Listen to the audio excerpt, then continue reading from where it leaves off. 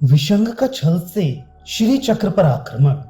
श्री हयग्रीव जी कहते हैं, हे अगस्त्य, प्रकृष्ट वीरशालिनी मंत्रिणी ने विशुक्र के साथ युद्ध किया। महाशूरवीर अत्यंत पराक्रमी युवराज विशुक्र ने भी देवी के साथ अत्यंत आश्चर्य का कारण अद्भुत युद्ध किया। उसने परस्पर आदान प्रदान किए गए शस्त्रों का प्रतिरोधक अस्त्रों से नष्ट करते हुए पराक्रम दिखाया। वे दोनों आपस में एक दूसरे के अस्त्रों को अपने अस्त्रों से नष्ट करते हुए स्थित थे।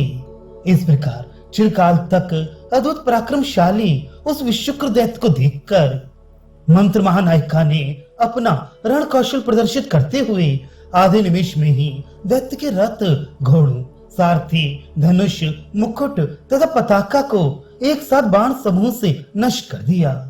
इस प्रकार युद्ध चलने पर युद्ध से विकल हो विशुक्र ने क्रोध से लाल आंखें करते हुए भाला और तलवार संभाले तथा देवी को मारने का निश्चय किया। अब देवी ने हाथ में तलवार लिए दैत्य को देखकर दूर से एक ही बाण से करवाल के दो टुकड़े कर दूसरे से खेट का बदन किया। अपने करवाल और खेटक दोनों के टूट जाने पर दैत्य मुट्ठी बांध कर आया तो खूब भारी एवं तेज भाले से देवी ने उसकी छाती पर आघात किया। भाले की चोट से घायल हुआ विशुक्र भी झागों के सहित रुधिर का वमन करता हुआ आंखें फाड़े चक्कर काटता हुआ 2 कोस की दूरी पर वेग से गिरा। वह बिल्कुल विवश था, जैसे संवर्तक वायु के द्वारा बड़े पर्वत गिरा दिए जाते हैं, वैसे उसका गिरना हुआ। इस प्रकार विशुक्र के पराजित होने पर दैत्य सेना भाग गई। उन्होंने हेतियों को फेंककर और वाहनों को छोड़ 10 दिशाओं में भागकर अपनी रक्षा की। मूर्छित विशुक्र को लेकर दैत्यगण शून्यकपुर चले गए।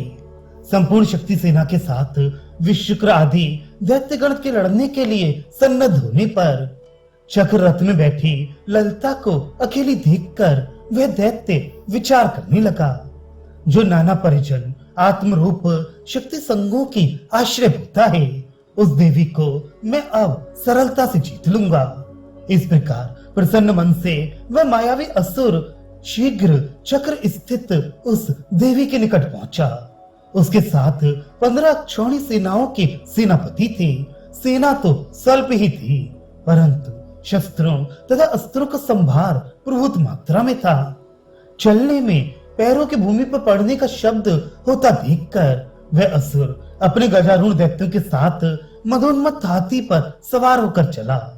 सभी दैत्य लोग नील वस्त्र पहने, नील आभूषणों से भूषित हो एक साथ मिल सब योजना गढ़कर पृथक पृथक हाथियों पर संगबद्ध दैत्य सेना के पिछले भाग में 2 योजन की दूरी तक गए।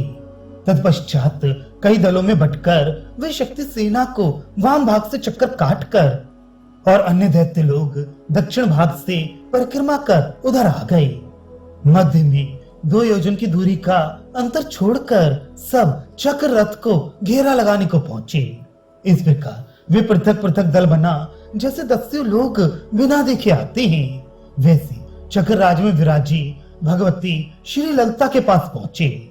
चक्र राज के शत अंगों से सुरक्षित होने पर भी उसके पीछे में कोस भर की दूरी से वे सब मिलकर विशंग प्रमुख दैत्यगण निमिष मात्र में ही पृष्ठ भाग में प्रविष्ट हुए।